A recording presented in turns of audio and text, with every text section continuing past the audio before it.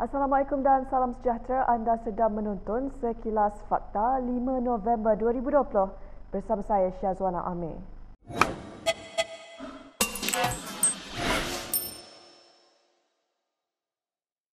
Hanya 80 daripada 222 ahli parlimen akan dibenarkan menyertai sidang Dewan Rakyat dalam satu masa.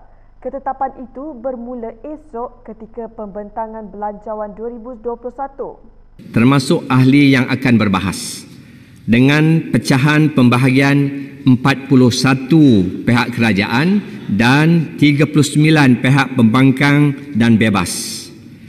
Kedua, penentuan ahli yang berhormat yang boleh berada dalam Dewan akan ditetapkan oleh parti masing-masing. Perkara itu adalah sebahagian daripada beberapa ketetapan yang diputuskan susulan mesyuarat penyelarasan urusan Dewan Rakyat berikutan penularan wabak COVID-19. Selain itu, mesyuarat turut memutuskan beberapa langkah lain, antaranya sidang disingkatkan iaitu bermula pada pukul 10 pagi dan berakhir pada 2 petang. Sementara itu, Speaker Dewan Rakyat Azhar Azizan Harun menjelaskan semua ahli parlimen dibenarkan berada dalam Dewan ketika proses pengundian belah bahagi. Tapi kalau ditakdirkan ada undi belah bahagian, maka kita dah setuju untuk membunyikan loceng 2 minit, ditempohkan lagi 10 minit dan bunyikan loceng lagi 2 minit supaya semua ahli-ahli parlimen yang berada di pekarangan parlimen sama ada di bangunan mereka tu dapat datang dan mengundi. So kita tak akan hadkanlah number pengundian kepada 80 orang sahaja, 41 di sini dan 39 ini tak ada. Kerajaan sedia mempertimbangkan untuk memohon pengisytiharaan darurat untuk kawasan tertentu yang terlibat dengan pilihan raya. Perkara itu dinyatakan hari ini oleh Menteri di Jabatan Perdana Menteri Taqiyuddin Hassan. Dalam artikel 150 adalah jelas bahawa Yang di-Pertuan Agong mempunyai kuasa untuk mengadakan satu proklamasi darurat seluruh negara ataupun mana-mana bahagian, any part thereof. Jadi jika sekiranya dirasakan perlu, mungkin kerajaan akan fikirkan. Kalau tidak keseluruhan adalah any part thereof, sebahagian, mana-mana bahagian daripada perlembagaan. Pokoknya dari segi perlembagaan ianya adalah dibolehkan. Terima kasih. Terima kasih. Taqiyuddin menjawab soalan ahli Parlimen Pasir Gudang Hassan Karim sekiranya kerajaan bercadang menghadap Yang di-Pertuan Agong sekali lagi supaya diisytiharkan darurat di kawasan tertentu seperti Batu Sapi dan Sarawak.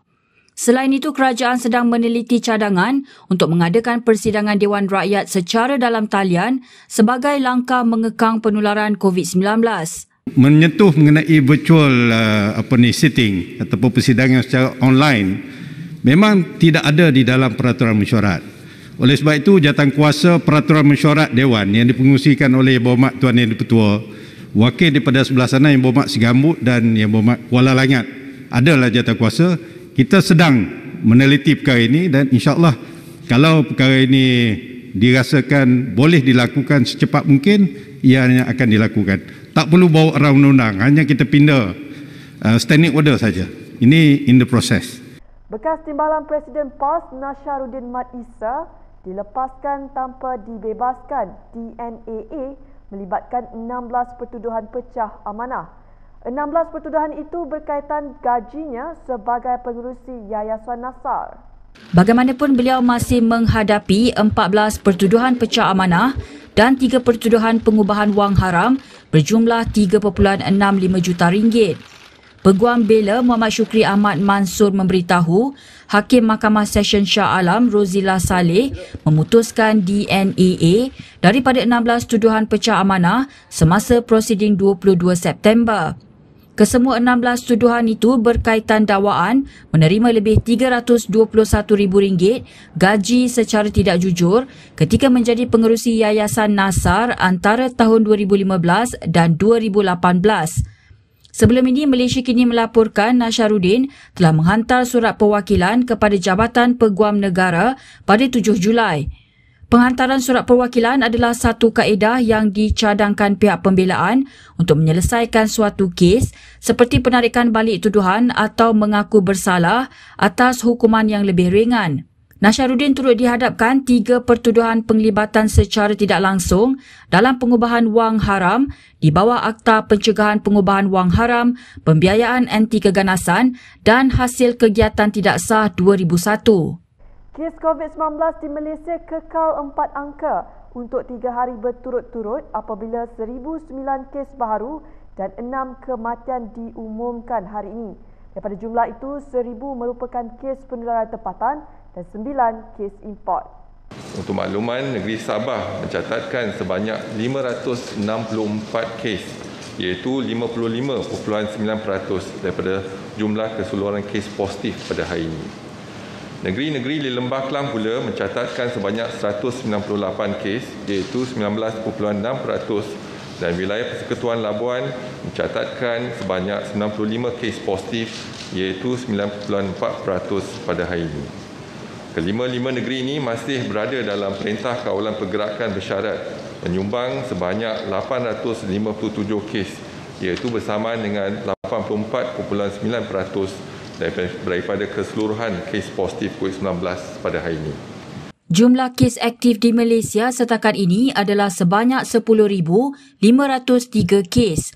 Sementara itu, Dr. Nur Hisham turut mengumumkan 839 lagi pesakit telah disahkan sembuh. Setakat tengah hari ini, 78 pesakit dimasukkan ke unit rawatan rapi dan 28 daripadanya memerlukan bantuan pernafasan. 6 lagi kematian dilaporkan hari ini menjadikan jumlah kematian meningkat kepada 277 kes. Penganut Hindu akan dibenarkan untuk merayakan sambutan Deepavali di kuil hanya pada hari pertama perayaan. Bagaimanapun, kebenaran itu hanya untuk kuil yang berada di zon PKP bersyarat dan PKP pemulihan. Upacara sembahyang hendaklah mematuhi sepenuhnya SOP pembukaan rumah ibadat yang telah dikeluarkan dan tidak melebihi 30 orang pada satu-satu masa. Ya, maksimum 30 orang.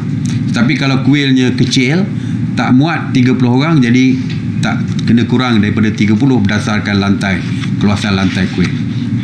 Walau mana pun, seluas mana kuil pun, maksimum adalah 30.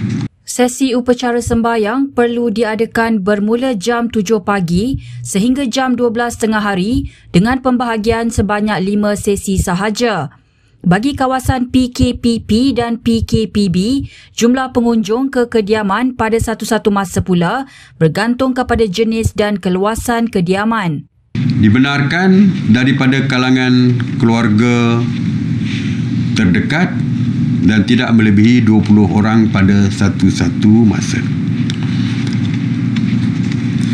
Jadi dua Kalau PKPD hanya di ahli keluarga di dalam rumah itu sahaja.